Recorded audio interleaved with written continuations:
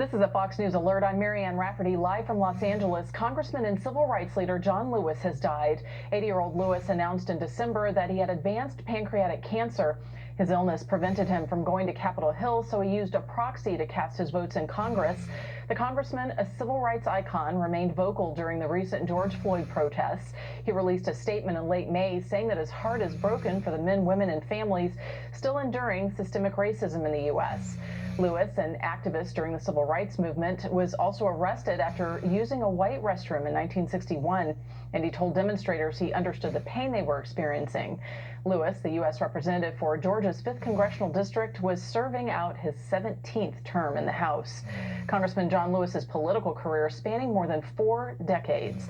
Fox News correspondent Jonathan Seri takes a look back at his long and distinguished career.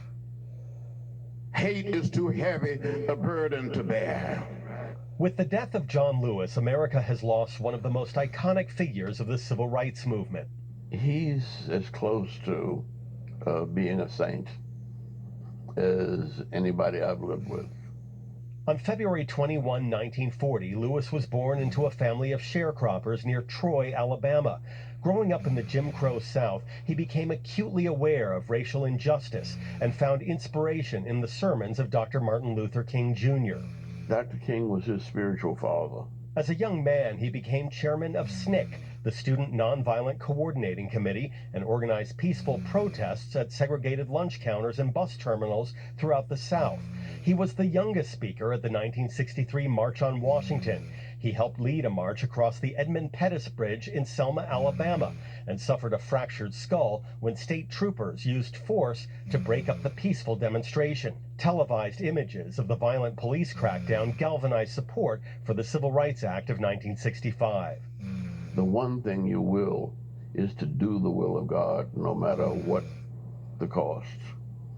And John Lewis walked into Congress with that same sense of oneness with God. In 1981, Lewis won a seat on the Atlanta City Council. 5 years later, he was elected to Congress, where he has served Georgia's 5th Congressional District for nearly 4 decades.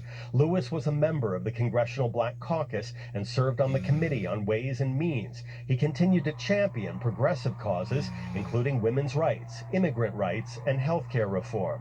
Although a member of the Washington establishment, Lewis never lost his activist spirit.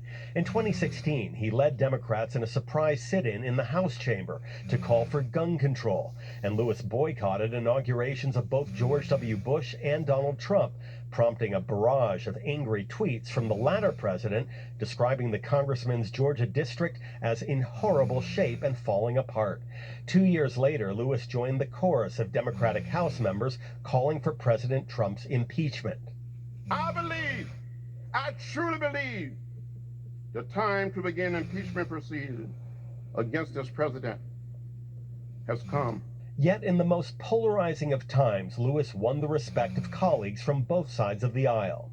He is a fighter in the positive sense of the word.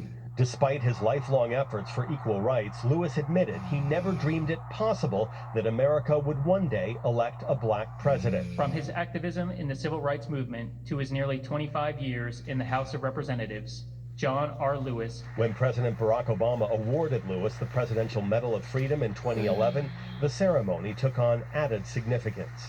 John Lewis is my hero, is my friend, and was a great role model for me, and is a great example to me. And he's been a great leader for the civil rights movement. Hi, how you doing? In late 2019, Lewis announced he faced a different kind of battle, a fight for his life against stage 4 pancreatic cancer. He continued to serve in Congress while undergoing treatment, saying there was still plenty of unfinished business to be done. It is that fighting spirit that enshrined the legacy of this gentle warrior of the civil rights movement. In Atlanta, Jonathan Seri, Fox News.